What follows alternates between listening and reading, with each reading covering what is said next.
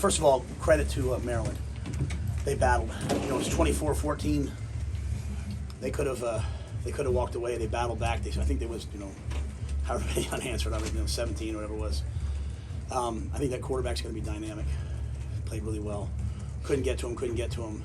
They found a way to run the football to a degree. We were I think we're -3 on the damn turnover margin. So our turnovers, led to 17 points for them. So they scored 10 points in the first half off it, and then obviously the pick 6. Love the resolve of our guys. They continue to battle. Special teams continues. I mean, you got when I tell you how much I love this team, you got Kenneth Williams doesn't even have a scholarship, and he's out there running that kickoff return back. So he does now, by the way. That was wrong. That wrong was righted after the game. But no, just proud of our guys, and I want to give credit to them too.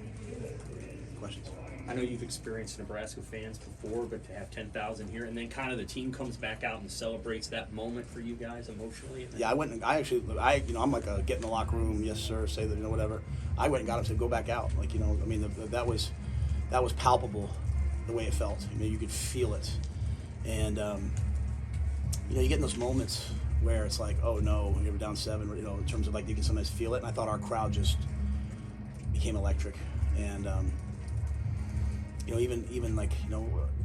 the run by Emmett, just the feeling down there, just almost felt inevitable that we were going to score because of everything that was happening, and especially from the crowd. So I have to give a ton of credit to the fans and the crowd that was here. Have you ever sent a team out of the locker room after a game?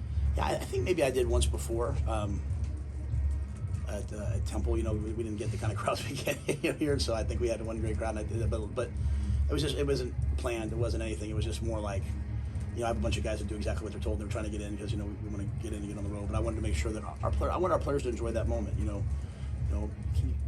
It's 2 straight close. We're close. There was a time where we were talking about bowl droughts and never winning a close game. Well, we're figuring a lot of that stuff out. So I wanted them to enjoy that moment, that reaction with their family, with their friends, with their fans, the people that came here. And so that was. This is living. You don't get to feel this very often. You know what I mean? In our and so I want them to enjoy it as long as possible. Can you speak on what Emmett gave you, just the balance he added to the offense, especially when the throwing game had some issues at times today, to have the ground game go with it? Yeah, so we came out of last game, and we looked at the numbers, and we were 5.5, 6 yards a carry. We had a bunch of good runs.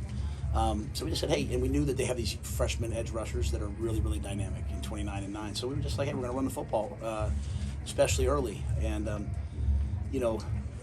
that first drive, it was clear, I think of our first 11 runs, I think 6 or 7 of them were 6+ yard runs. So we were feeling good. But Emmett was on fire. And, I think 2 plays that really stand out to me are the play where Dylan was getting hit in the backfield, spun out and hit Luke. And then Luke went down the sideline. And then obviously Emmett's long run. I was screaming at the officials, and he kept still running because I didn't know, we're not screaming, just screaming to run, and I didn't realize he was even still running at some point. They're just such a great run. So I just think Emmett's the ultimate competitor, but you look at him, like I said, he's third in Big Ten in rushing, so Dana wanted to get him some more attempts, and they did a good job of controlling the clock for a team that's not really a running offense, a passing offense. They did have the ball quite a bit, and then our turnovers in the first half hurt us, so we didn't get a ton of rhythm. But we knew eventually we would, we'd break through. In your words, what does it say about Dylan to come back and lead the team to that score after what had happened? Yeah, one of the moments of my coaching, coming up in coaching, I was a young assistant offensive line coach for the Giants, and in the first half, I don't know if it was 4 or 5 interceptions Eli Manning threw against Tampa Bay, and he came back and won the game, kind of a walk-off play like that. And I just remember being like those guys don't get to feel sorry for themselves. They just got to keep playing, and so. Dylan was banged up. He was, hit in the thigh in the first half. Obviously that one pick that the kid hit him late. But he's just the ultimate competitor. It's why I get upset. Sometimes when people, the national media, it's all the Mahomes compare. I'm like, this guy's a stone cold fighting winner, and he wants to win so badly. Ja'Cory, you guys saw that punt return, that last punt return. He reverses field, gets laid out, and instead of running off the field, he just runs right back in the huddle. How can you not be inspired by those guys? So Dylan, he'll go back and look at the tape. You kind of live by the star Davos for the touchdown he threw to Dane in the back of the end zone. That might have been not a great decision, but he made it and he made the play. The last touchdown to Dane there, the one-handed catch, that ball's at 6 inches less. It's picked off. It's the perfect throw, perfect catch. So I'm proud of the kid. Was the second interception when he trying to throw that ball out of bounds? I don't know. I'd have to ask him. Yeah, just kind of like, Glenn does such a good job with those guys. My thing was like, hey guys, if it's not there, let's just throw it away. Like we were in great rhythm, we were feeling good, and we decided to take a shot. Isaiah had run by them, earlier. We just felt like our long speed, we were going to be able to run by them, and low pressure, and we just like to throw that ball away and keep playing. So I'm not super sure. Matt, you've not had a game-winning drive on offense in your time here. What kind of confidence, what kind of momentum do you think that can build for you now you're at the halfway point of the season to going forward because of that? Yeah, it's the same thing always, right? Like, do we have to be in that situation? Like, did we have to have 3 interceptions? We didn't tackle very well tonight. Like, we were diving at the ground a lot. No, they also have there are elite skill players there, and so that's my biggest gripe right now with our conference. Like that's a good football team, and I don't know if we push that enough. Like Maryland's they're talented as could be, and so they were hard to tackle.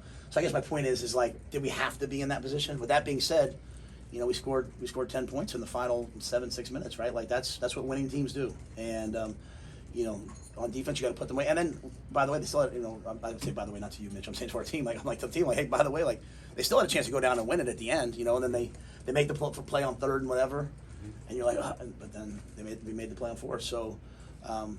Yeah, I think in terms of momentum, I think it just continues to breed confidence.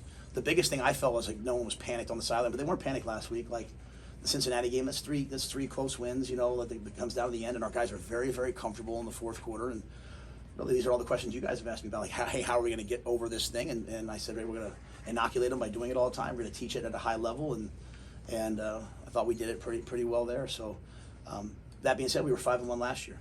And so, it's just about playing the next game, playing the next play, playing the next game. As corny as that sounds, man, I sit there the whole game. I can just tell you, my nerves inside, guys, are going 100 miles a minute, and I just say, play the next play, play the next play. Like, just keep playing. So I'm preaching that. I believe it. You just touched on it, but can you speak more on that relentless pursuit of this team, just doing whatever it takes to win that may not have always been there before? Well, I think, in fairness to our guys, I think we're just better. I think our guys battled. My first year, I love those guys. Whatever success we have here moving forward, I'll always look back to the Reimers and the Nick Henriches and all those guys. Like those guys were absolute warriors. And so, I remember Ty Robinson saying to me one time, he said, "Coach, the one thing about us Nebraskans, even though he's from Arizona, he comes from Nebraska blood, right? That mom and dad went to Shatter State. I remember him telling me, he's like, we can handle adversity and we don't quit. And so they've always had that. We're just getting better, and we're just making play. Pritchett kind of rolled his ankle and he played, hard. At the very end, he just was just really starting to limp on it. We put Turner in for him. Turner Corcoran. It's been a full year, and he's out there and he makes the plays at the end. So, if I could say one last thing, I think the offense and the defense, I think they support each other really well, and our special teams continue to come through. Even at the end of the half, it's sort of a shame we took that sack because we got the ball to the 50 at the half. We could have probably kicked a field goal. Back-to-back weeks on the road, short week next week. How do you kind of attack what's next, knowing you don't have a lot of time to really think about this game? Yeah, we're going to do the exact same week. The way we look at it, Friday night is about 12 hours from an 11 o'clock game. So we'll do the exact same game week. We'll practice on Sunday. We'll take Monday off. We'll do Tuesday. We'll do Wednesday. Just Thursday morning, instead of practicing, we'll walk through. And then Thursday night, we'll head up to Minnesota. The travel here was, when we came on Thursday night, it was first class. Absolutely first class. The hotel was elite.